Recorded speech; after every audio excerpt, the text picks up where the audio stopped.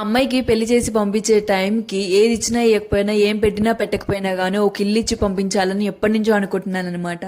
అత్తగారి ఇంట్లో ఏ చిన్న తప్పు చేసినా ఇది మీ అమ్మగారి ఇల్లు అనుకుంటున్నావా అని అంటారు. అదే అమ్మగారి ఇంట్లో పెళ్లికి ముందు వరకు మాత్రం ఇది నీళ్ళు అని అంటారు, పెళ్లి తర్వాతనేమో ఇది నీళ్లు కాదు మీ అత్తగారి ఇల్లే నీళ్లు అని అంటారు. వాళ్ళేమో ఇది నీళ్లు కాదంటారు, వీళ్ళు ఇది నీళ్లు కాదంటారు. అసలు నాకంటూ ఒక ఓన్ ప్లేస్ లేదు అని అనిపిస్తుంది అనమాట.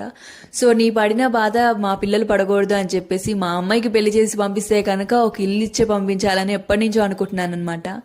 ఆడపిల్లకి పెళ్లి చేసి పంపడమే ఒక ప్రాబ్లం అనుకుంటుంటే ఇలాంటి మాటలు బోనస్ అనమాట. అందుకే ఎంత కష్టమైనా సరే ఇల్లు ఇచ్చి పంపించాలని గట్టిగా ఫిక్స్ అయ్యానమాట.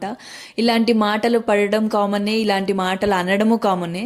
సో ఎంత స్ట్రాంగ్గా వీలైతే అంత స్ట్రాంగ్గా పిల్లల్ని పెంచండి. ఎందుకంటే ఇలాంటి పిచ్చి పిచ్చి మాటలు మాట్లాడే వాళ్ళకి మంచిగా సమాధానం చెప్పాలి కదా. మోరోవర్లీ ఎదురు సమాధానం చెప్పడమే దీనికి మంచి ఆన్సర్.